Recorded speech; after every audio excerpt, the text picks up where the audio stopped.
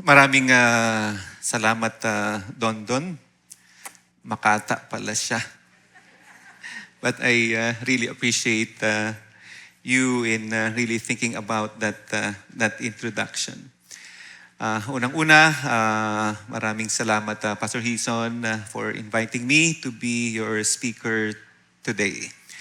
As mentioned by Don Don, I am the senior pastor of GCF South Metro, yung tatay ng GCF Batangas.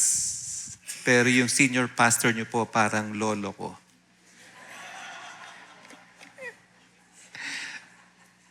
"25 years ago, ang Panginoon ang nagtalaga ng iglesia na ito.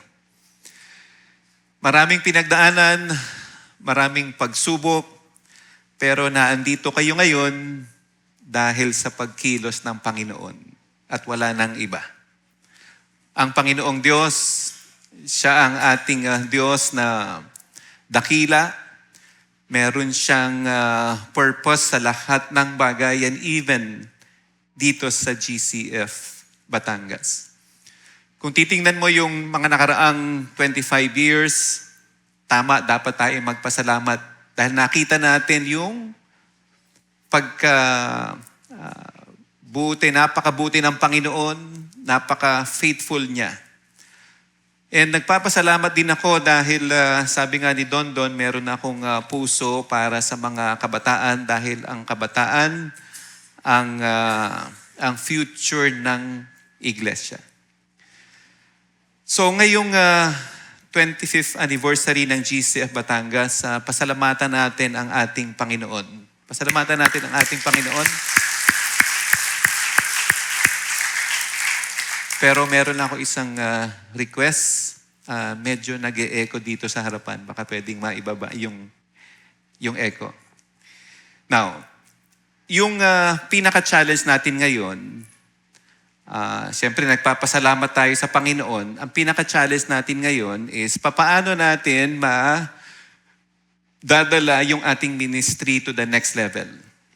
Praise God sa ginagawa ng Panginoon sa GCF Batangas. Ang mission natin, alam naman natin yan. Baliktad data. Yan. Ang mission natin is Matthew 28. Sabi ni Jesus, "All authority in heaven and on earth has been given to me. Go therefore and make disciples of all nations." Ito ay pagpapaalala sa atin na yung ginagawa nating mission hindi galing sa sarili nating authority.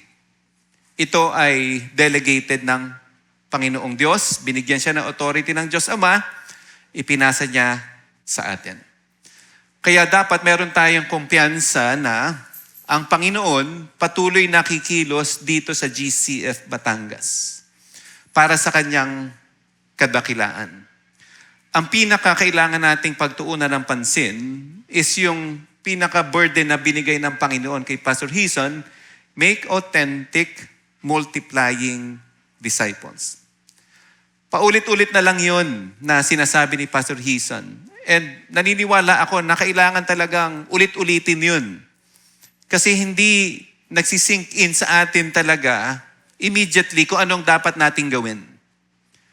Pero ang gusto kong pag-isipan natin ngayon is bago tayo mag-multiply ng disciples, we need to what? Yung una, we need to be authentic disciples. Kasi ayaw mo na mag-multiply ka ng disciples na hindi authentic. Ano ba yung authentic disciple? Yung tao, yung disipulo na meron talagang puso para sa Panginoon. Puso na sumusunod sa salita ng Panginoon. Puso na mapagkumbaba pag kinokorek ng Panginoon ang salita ng Panginoon. Nagsasubmit siya. Puso na nagmamahal sa ibang tao.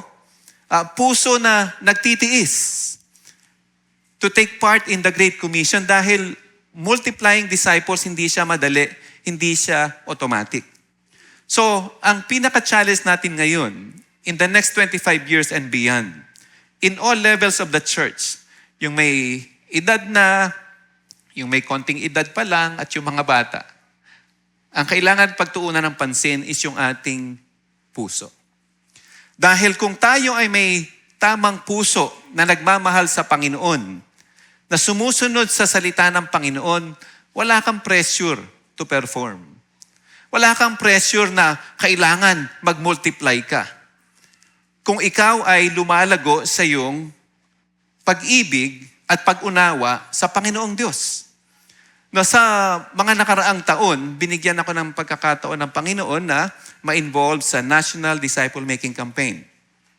Sa CBAP, ginawa namin ito, mga 5 taon na ni Pastor Ray Abante.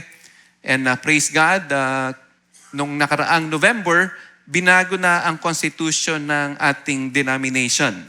Hindi na siya nakafocus sa church planting, nakafocus na siya sa pagdidisipulo. Imaginein mo, 60 years na yung CBAP. Mahigit. Nagfo-focus tayo, nagpa-plant ng churches na hindi naman tayo nagdidisipulo. Si Pastor Ray, yung general director natin na mahigit 10 taon na. Yung kami ay umiikot sa iba-ibang region para, ibalik yung mga churches sa Great Commission of Making Disciples. Siya mismo ang nagsasabi. Humihingi siya ng tawad. Sa sarili niyang bibig, humihingi siya ng tawad sa mga CBAP churches kasi yung mga nakaraang taon, nagfo-focus siya sa planting churches. Binabanggit, kailangan magdisipulo pero hindi pinagtutuunan ng pansin. So ano nangyari? Ang problema ganito. Kung yung mga tao walang pusong disipulo, nagmumultiply tayo ng churches.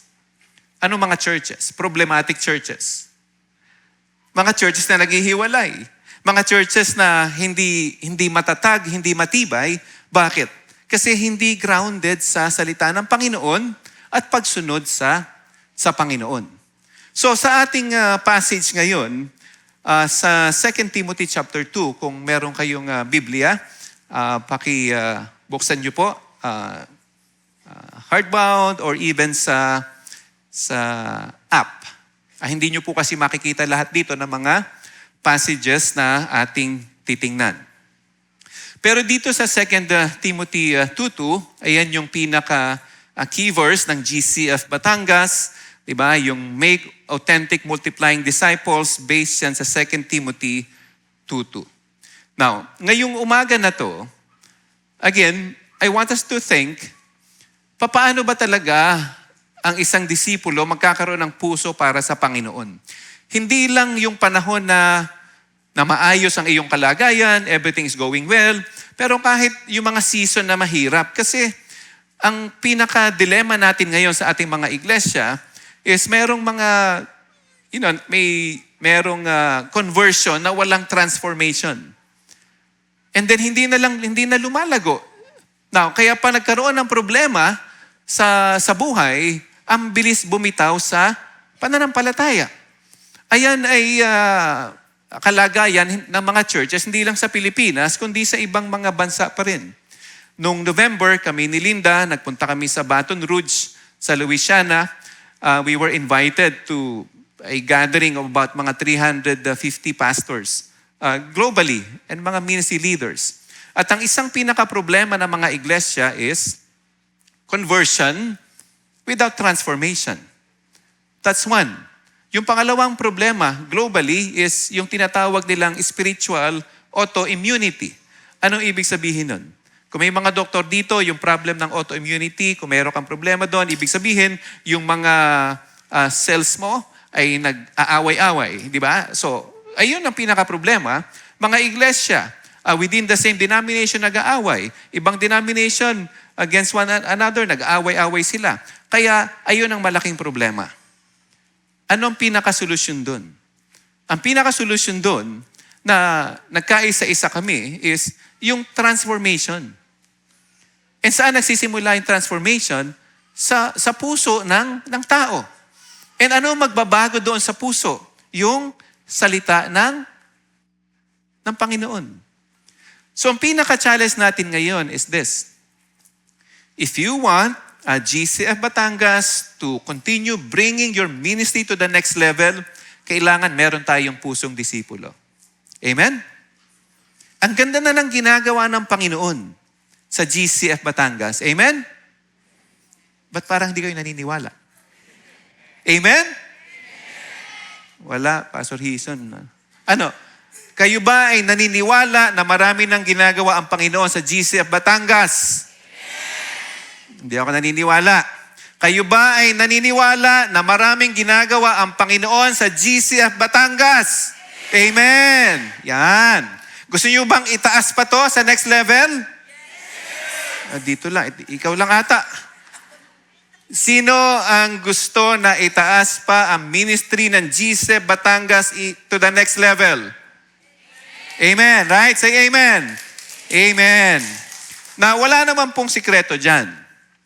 Kaya lang, meron kang role to play. Now, 4 na bagay ang kailangan nating isipin ngayon.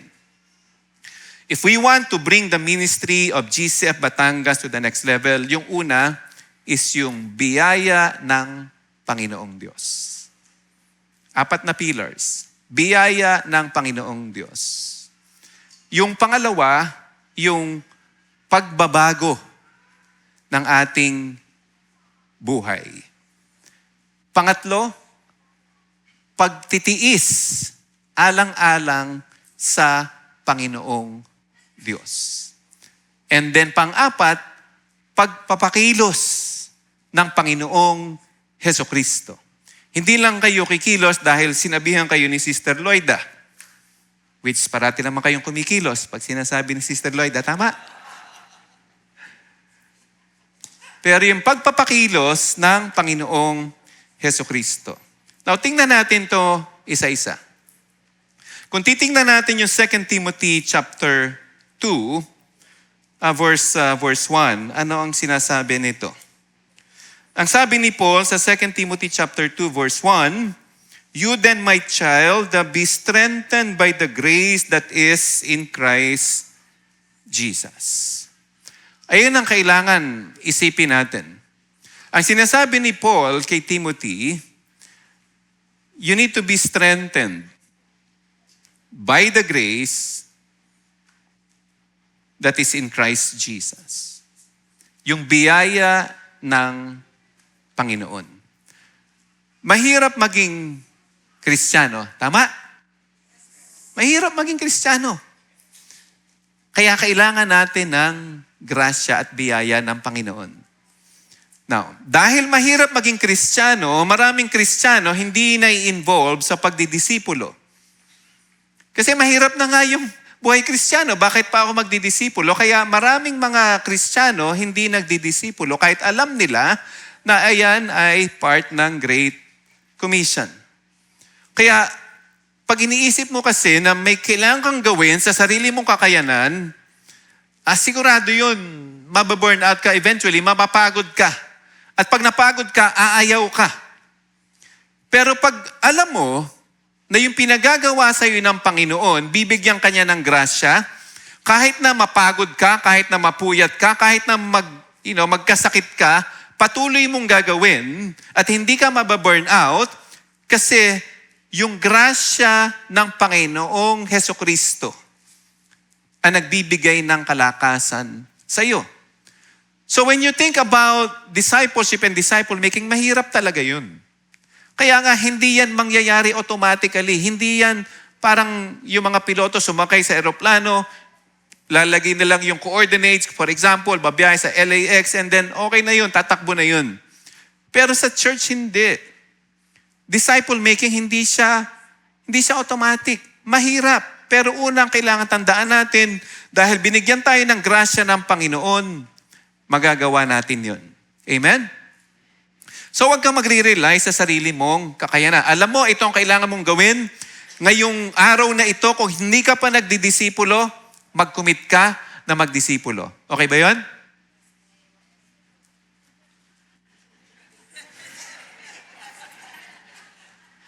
I understand. Kasi mahirap. And dami mong responsibilidad sa bahay. Sa negosyo. Di ba? Sa trabaho, sa pag-aaral. Ba't ko pagtutuunan ng pansin ito? Pero if you are a disciple of Jesus, if you realize gaano tayo kamahal ng Panginoong Diyos, na binigay niya yung buhay niya sa cross para maligtas ka at maligtas ako. Hindi ba dapat lang sumunod tayo sa Kanya? Tama? Now, maraming ayaw kasi wala kasing benefit ito immediate eh. Maraming ino-offer itong mundo na ito na pag ginawa mo, you will receive the benefit. Ganon kasi tayo. Gusto natin, may benefit agad tayo. Pero we need to change our mindset. Na unang-una, ang pagdidisipulo ay biyaya ng Panginoon. Now, tingnan mo anong sinabi ni Paul. Dito sa verse 2. And what you have heard from me in the presence of many witnesses, anong sabi niya? Entrust to faithful men. So when you think about make authentic multiplying disciples, yung multiplying disciples, 2 Timothy 2:2. Ilang generation? Ilan? 4. Ilan? 4. So yun ang tanong. Kung nagdidisipulo ka na, praise the Lord. Pero kung nagdidisipulo ka na, praise the Lord. Yung dinidisipulo mo, nagdidisipulo, praise the Lord. So ayun ang gusto kong isipin nyo ngayon. Hindi ko alam yung context sa GCF Batangas, pero napaka-importante na ayun ang mindset natin. Hindi lang tayo nagpapalago ng numero. Nagpapalalim din tayo ng mga disipulo. Hindi lang tayo nag-gather dito Sunday after Sunday, masaya tayo dahil napakaraming tao. Praise the Lord for that. Pero ang tanong, anong klaseng tao yung dumadalo sa ating mga worship services? Anong klaseng mga disipulo yung part ng ating church family? Sila ba ay nagdidisipulo na? At yung dinidisipulo ba nila, nagdidisipulo na? At yung dinidisipulo nung nagdidisipulo na? So praise God again. Nandito na kayo. Diba? Pero for the past ilang years ba? Pastor, 5 years ginagawa nyo ito, di ba? So, 5 years ginagawa nyo na ito. Right? Marami pang kailangan gawin. But praise God kung nasaan na kayo. So, ang challenge is, una, sa pagdidisipulo mo, dapat ikaw ay nagdidepend sa biyaya ng Panginoong Hesukristo. Sabi mo, Lord, yung heart ko, I want to disciple, pero nahihirapan ako. Pag sinabi mo sa Panginoon yon at talagang may pusong disipulo ka, mangyayari yun. Pero kung wala kang puso, kahit ilang beses pa sabihin ni Pastor Hison to paulit-ulit, hindi ka mag-multiply kasi wala kang pusong disipulo. So ayun ang prayer. Ang ganda nung sinulat niyo yun, di ba? Yung pusong disipulo. Original yun ng GCF Batangas, tama? Kung di ako nagkakamali. Ang ganda nung lyrics na yun. Binasa ko, pinag-aralan ko, hindi ko lang kinanta. Kasi wala akong gift sa pagkanta. Pero yung mensahe nung pusong disipulo, napakaganda. So sana hindi mo lang siya aawitin, pero pag inaawit niyo yun, ipinamumuhay niyo. At pag ipinamumuhay niyo yun, wala kang pressure yung multiplying na ito. Hindi mo iintindihin yung multiplying. Bakit? Kasi ang focus mo, being authentic. What does it mean to be authentic? May pusong disipulo. So ayun ang kailangan natin gawin. So ang challenge is bring your ministry to the next level in the next 25 years. Amen? Amen?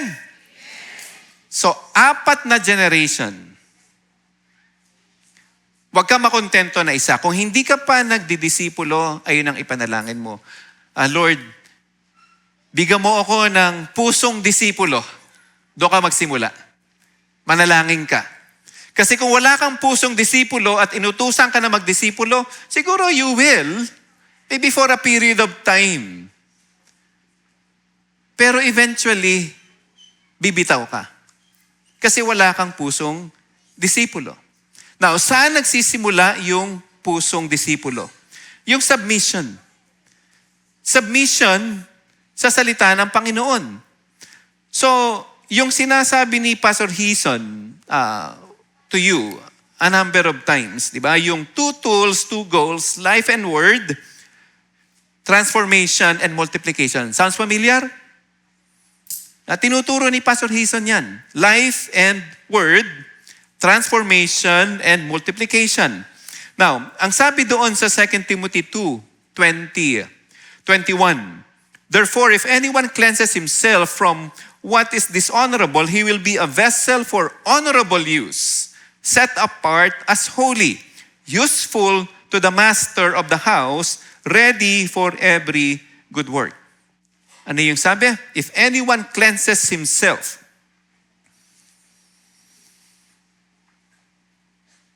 When did we last time intentionally ask God to search our hearts for anything that is not right?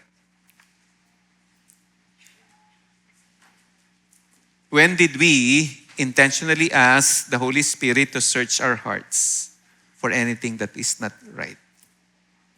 Alam niyo po, araw-araw we face temptation. Tama? Some of the temptations, very obvious, so iwasan mo na agad yan. Pero ibang temptation pertains to our character.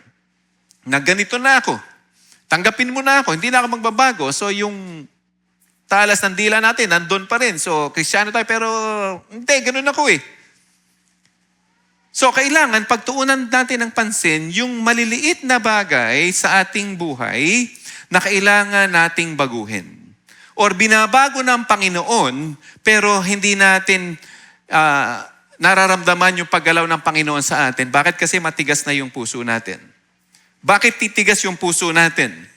Kasi merong mga dishonorable things na maliliit sa ating puso na hindi natin kino-confess. So imaginein mo yun. Yung puso natin na meron kang maliit na kasalanan, maliit, hindi mo kino-confess. Eventually, madadark yan, titigas yun. Pero if we keep on consecrating ourselves, na kailangan natin, bakit? Hindi kasi tayo perfect. Eventually, the Lord will be able to use us despite our brokenness. I'm not talking about perfection. I'm talking about progression. Kasi lahat tayo, hindi pa tapos ang Panginoon sa atin. Ang sabi din ni Paul sa 2 Timothy 2:22, so flee youthful passions and pursue righteousness, faith, love, and peace, along with those who call on the Lord from a pure heart. So sabi niya, flee from youthful passion. Bakit? These are destructive. But niya sabi niya, flee, di ba? Flee, and then you, what? You pursue. So hindi ka lang umiwas sa kasalanan, hindi ka lang tumakbo palayo sa kasalanan, tumakbo ka papunta kung ano yung tama. And then tingnan mo yung huli nitong verse na ito. After ng word na peace, anong sabi? Along with those who call on the Lord from a pure heart. So, naandoon yung discipleship and disciple making. You don't just flee sin on your own. You don't just pursue righteousness on your own. You flee away with a community of believers helping you. Kaya napaka-importante ng mga growth group. Kasi you cannot live a Christian life alone. So, ayun din ang panalangin ko na lahat kayo dito ay part ng growth group. So, tingnan mo yung huli. Along with those who call on the Lord from a pure heart. Now, ang sabi ni Paul sa verse 8, remember Jesus Christ, risen from the dead, the offspring of David, as preached in my gospel, for which I am suffering, bound with chains as a criminal, but the word of God is not bound. And then doon sa verse 15, pag bumaba ka sa verse 15, ang sabi niya ito. Sabi niya sa verse 15, do your best to present yourself to God as one approved, a worker who has no need to be ashamed, rightly handling the word of truth. So ang gusto kong i-emphasize dito, yung pagbabago natin ng ating puso. Hindi lang siya dahil sa sinabi ng ibang tao, pero nakakatulong yun. Pero ang gusto kong emphasize sa atin is kung talagang gusto natin na magkaroon ng pusong disipulo, unang-una, we need to anchor ourselves in the Word of God. Because we know naman that the Word of God is living. Tama? It is active. It is sharper than any double-edged sword. Pero ang tanong, nababago pa ba tayo ng salita ng Panginoon? Tuwing ang salita ng Panginoon ay naririnig natin sa pulpitong ito, lumalabas ba tayo sa pintuan na ito na meron tayong daladala na kailangan nating, na alam natin na kailangan i-apply natin sa ating buhay? Or parang, Sunday, let's go. So masaya, we worship the Lord, we praise the Lord. Napakadakila ng Panginoon, napakatapat ng Panginoon. Masaya, praise the Lord. We experience the presence of God dito. Pero the moment na lumabas tayo diyan, yung mga dinisposito ng Panginoon sa ating puso, nawala na rin. Doon sa mga growth group natin, sa mga fellowship natin, ang tanong, tuwing nagsishare ba ng devotion, tayo ba ay nakikinig o tayo natutuwa na lang sa ating mga kasama? Kasi kung hindi na tayo nababago ng Panginoon, para tayo nagiging social club na lang. Masaya. Happy. Diba? Masaya. Okay naman tayo. Ang strong na relationship natin. Wala namang problema sa relationship. But ang tanong, yung relationship ba rooted sa salita ng Panginoon? So nung nakaraang araw, yung aking devotion ay sa Matthew chapter 7, verse 24. Ito ay yung patapos na yung Sermon on the Mount. Ang sabi ni Jesus dito sa Matthew 7:24, ang sabi niya dito, everyone then who hears these words of mine and does them will be like a wise man who built his house on the rock. Hindi ko na expound to dahil I'm sure very familiar to sa atin. Yung isang tao, nag-build siya ng kanyang bahay sa bato. Yung isang tao, nag-build siya ng bahay sa sand. Pero, both of them heard the word of God. Ang sabi dito, sa verse 24, everyone then who hears these words of mine and does them will be like a wise man who built his house on the rock. Who wants to be wise? Iba yung wais, no? Yung wise, hindi siya lang pertaining to knowledge or experience or skill, diba? Or discernment. Yung wise is someone who obeys the word of God. And then ang sabi dito ni Jesus, everyone then who hears these words of mine and does them. Does them. Nasa present tense po iyon. Anong implication nito sa atin? Every time that we will hear the word of God, we must obey the word of God. Doon lang tayo mahuhubog ng salita ng Diyos. So yung dalawang pillars natin for us to have a heart of a disciple. Yung una, pagpapalakas ng biyaya ng Panginoong Hesukristo. Pagpapalakas ng biyaya ng Panginoong Hesukristo. Ibig sabihin, pag nag-commit ka ngayon today, Lord, I want to multiply disciples. Ang kailangan mong pagtuunan ng pansin is yung puso mo. And then you need to rely on the grace of God.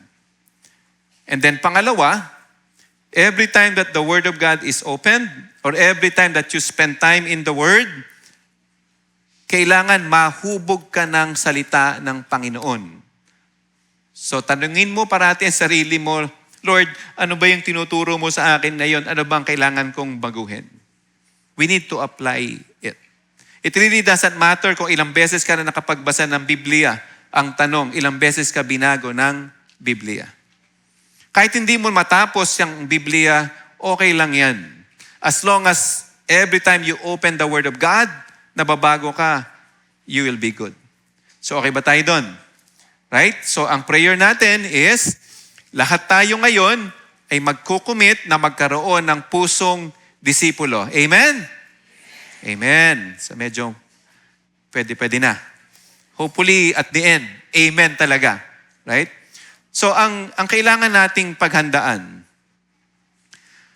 hindi siya madali. Kailangan magtiis ka. Kanina sa praise and worship, ilang beses tayo sinabi nila, Pastor Boy, at okay, tumingin ka sa katabi mo, ngitian mo. Yung iba, hindi makangiti eh. Ayaw nila makita yung katabi nila. No, joke lang yun, ha? Pero, tandaan natin, hindi siya madali.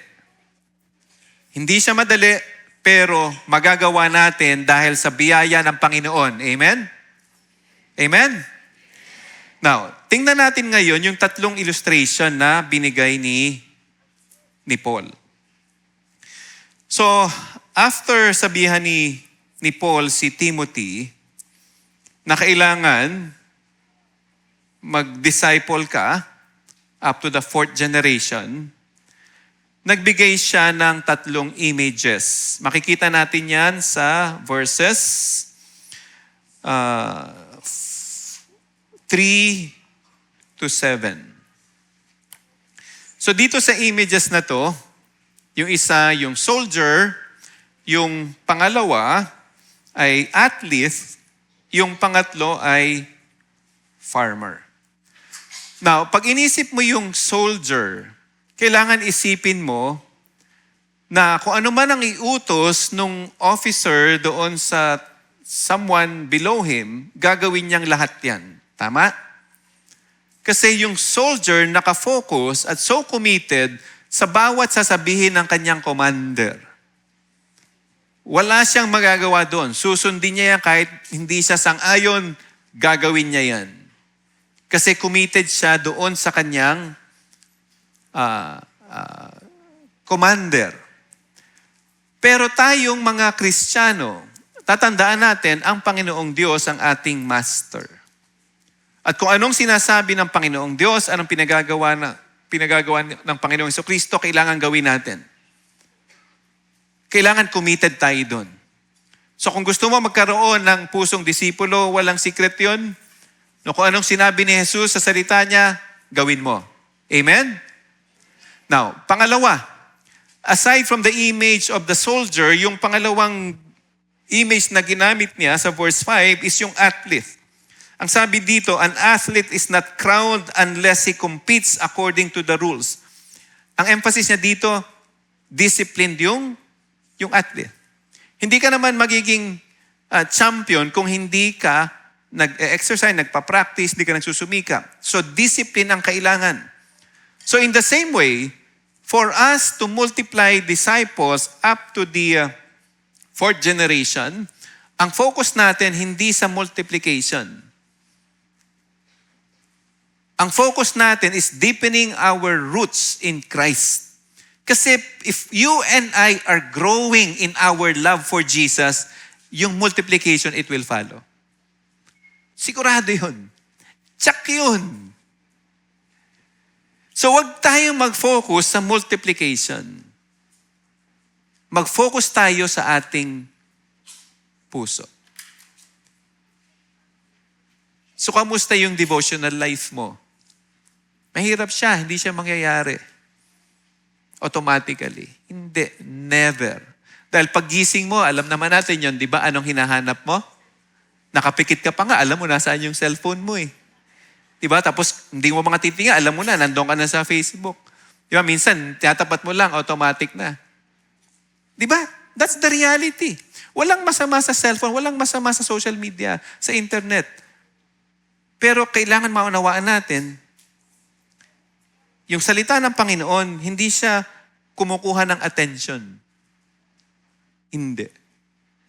Kaya kailangan natin ng discipline. Kailangan natin ng discipline. If you are really committed to the Lord, you will take time to spend time in His Word. But not only spending time in His Word, you will obey what He commands. Then yung pangatlong image na binigay niya, ano yung una? Soldier. Pangalawa ay athlete. Yung pangatlo ay farmer. So yung image na farmer reminds us na kailangan natin ng pasensya. Kasi it will not happen quickly. Discipleship, yung walk natin with Jesus, it will take time. Ako, Kristiyano na ako ng 36 years this coming Wednesday. Pero as I look back, maraming ups and downs. Marami. Relationship ko kay Linda, bago akong Kristiyano, for 7 years namin sa marriage. 3 beses na niya tinapon yung wedding ring namin. Buti, magaling ako sumalo. Biyaya ng Panginoon.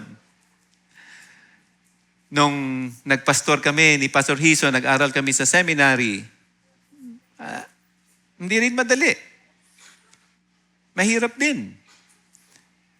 Hindi ko nga makalimutan yung unang klase ko sa seminary after being out of school for mga 14, 15 years. Christian education. Si Dr. Xiang Ko, yung naging presidente ng Singapore Bible College. Yung first class ko sa Dallas Seminary, ang sabi nung professor namin, you need to take care because your seminary life can lead you to the cemetery. Yung buhay seminaryo, malilid ako sa cemetery. Sabi ko, Lord, ganun ba yun? Binigay ko na nga yung buhay ko sa iyo eh. Tapos mapupunta pa ako sa sementeryo. True nga. After 4 years, I gained a lot of knowledge about the Bible, about theology, about church history, about languages. Pero ang layo ng puso ko sa Panginoon. Nagpapasalamat ako na nakapag-aral ako sa seminary. Yung foundation na yun, nakuha namin doon ni Pastor Hison, naniniwala ako, sapat na yun. All throughout my lifetime. Foundation. Na kung anong kailangan ko sa buhay, sa ministry, alam ko kung saan ako pupunta sa Biblia at papaano ko mapapag-aralan ng Biblia. Sapat na yan. Pero lumayo ako sa Panginoon. Nasa seminary ako nun.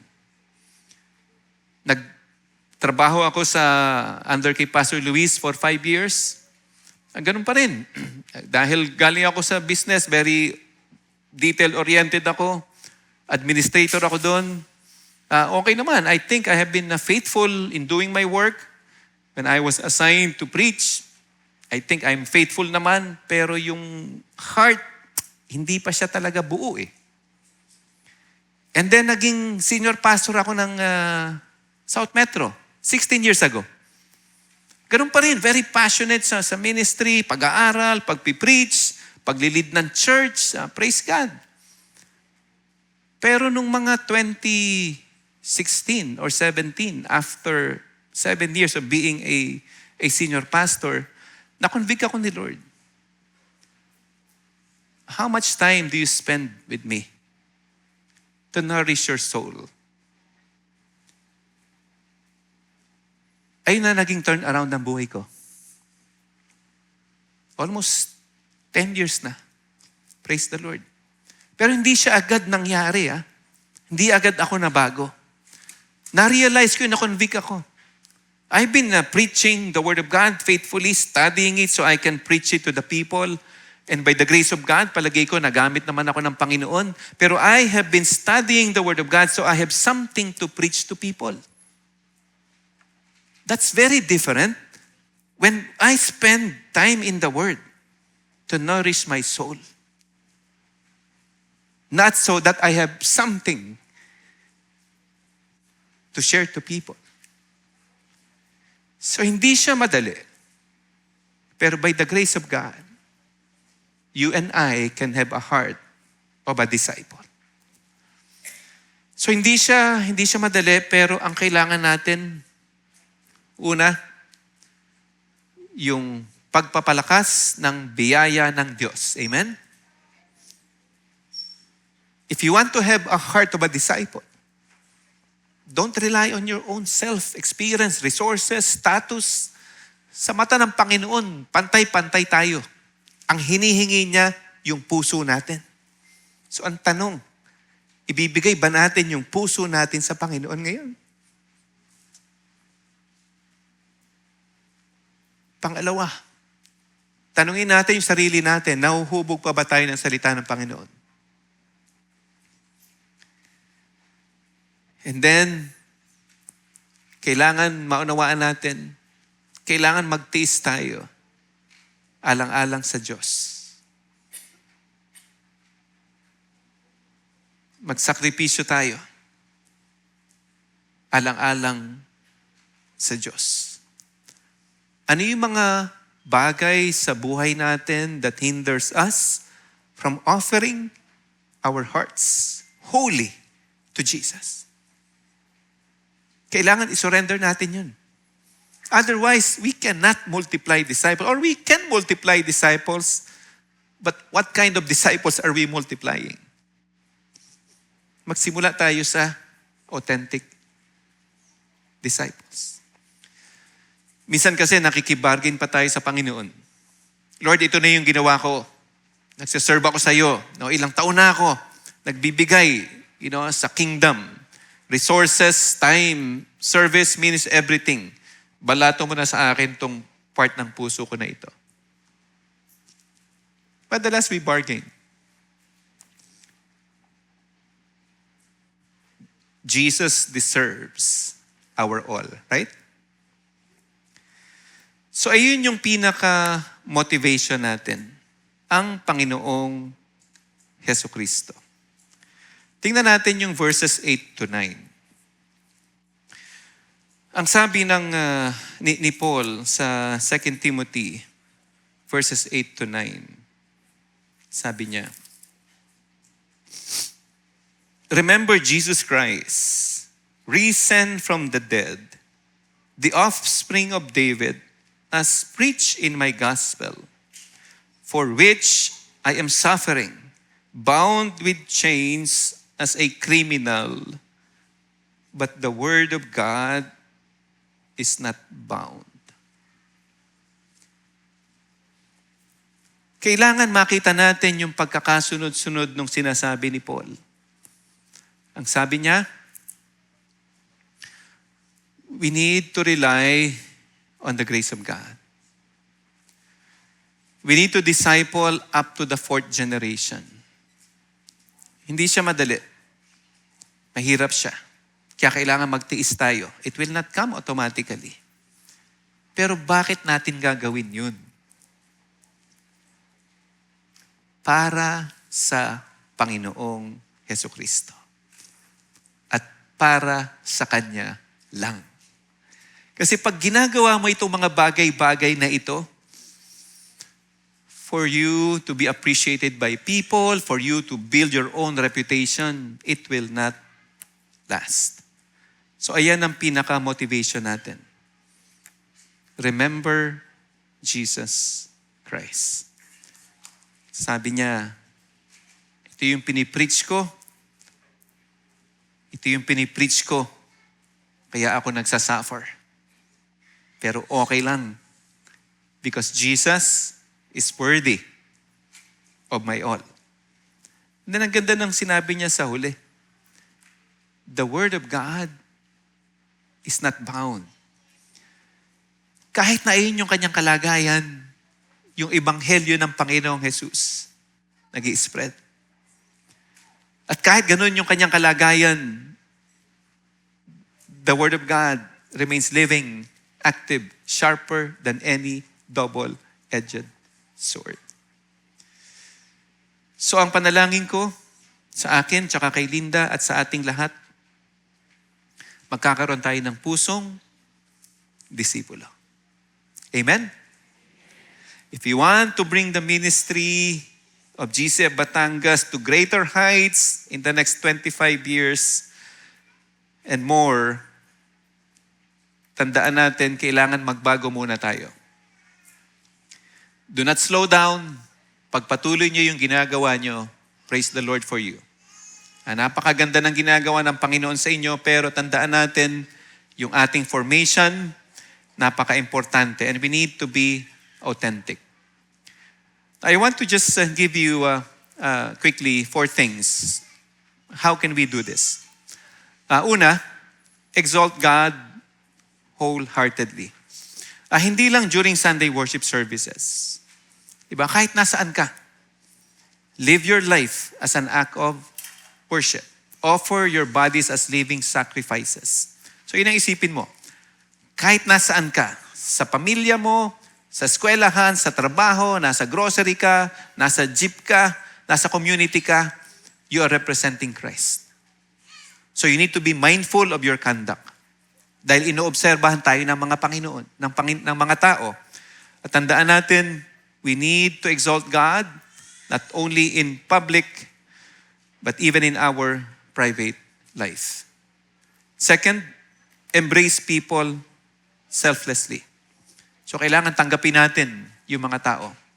Kailangan pagtiyagaan natin yung mga dinidisciple mo na ayaw mag-grow. I-disciple mo pa rin siya. Ayaw.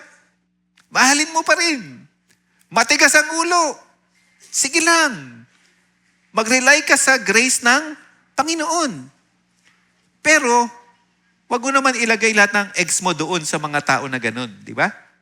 Maghanap ka rin ng mga tao na magdi-disciple. Ang levels of discipleship, ilan? 4. Ang good news, you have a lifetime to do that. Alright? So tanggapin mo lahat ng tao. Pangatlo, entrust the truth faithfully.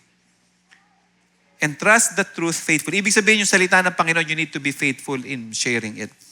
Ang main material natin in discipleship and disciple making ay salita ng Panginoon. Okay naman yung iba, pero mga supplements yun. Pero ito ang ating main material. So before you entrust it to someone, you need to really be wise. Not only studying, but applying it. Okay, so don't impart something na hindi mo ginagawa sa buhay mo. That's how to entrust it faithfully. And then, yung huli, endure hardship patiently. Kasi mahirap siya. Alright? So ayan yung ating mga kailangan gawin. Pero I want to leave you with this, pertaining doon sa endure hardship patiently. Dito sa Romans 8:37, ang sabi dito sa Romans 8:37, Romans 8:37, no, in all these things, we are more than conquerors through Him who loved us. Sabi niya, no, in all these things. Ano yun? Before that, sinasabi niya, who shall separate us from the love of Christ? Tribulation, distress, persecution, famine, nakedness, danger, or sword. So, ang sinasabi niya is all these things will not separate us from the Lord. Pero ang magandang sinabi niya ito, no, in all these things, we are more than conquerors. We are victorious. Hindi lang victory na simpleng victory, pero tambak talaga. Kung sa basketball man, no, kawawa naman ang Mavericks eh. Wala na. Diba? Pero kung iisipin mo yung sinasabi niya, no, in all these things, we are more than conquerors. So you need to be confident that God will make you victorious. God is making you overwhelmingly victorious. Sabi niya, no, in all these things, you are more than conquerors. This applies sa mga problema din natin sa buhay, challenges. If you are in Christ, you are a conqueror. So kung meron ka man mga problema ngayon, sinasabi mo, Pastor, ang dami kong problema. Bakit pa ako mag-i-invest ng time in making disciples? I want you to read Romans 8:37. At ang sabi niya dito, no, in all these things, hindi niya sinabi, after all the trials, tribulations, persecution, you will be victorious. Hindi. Ang sinasabi niya, in spite of all these things, in the midst of it, you can be victorious. Not because of your strength, but because of Jesus Christ, who loves you.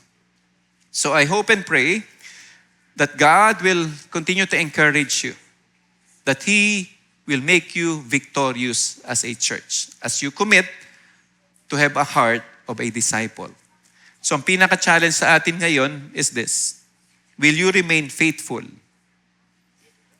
for the next generation? Will you remain faithful for the next generation? Pasalamatan natin ulit ang Panginoon for the past 25 years.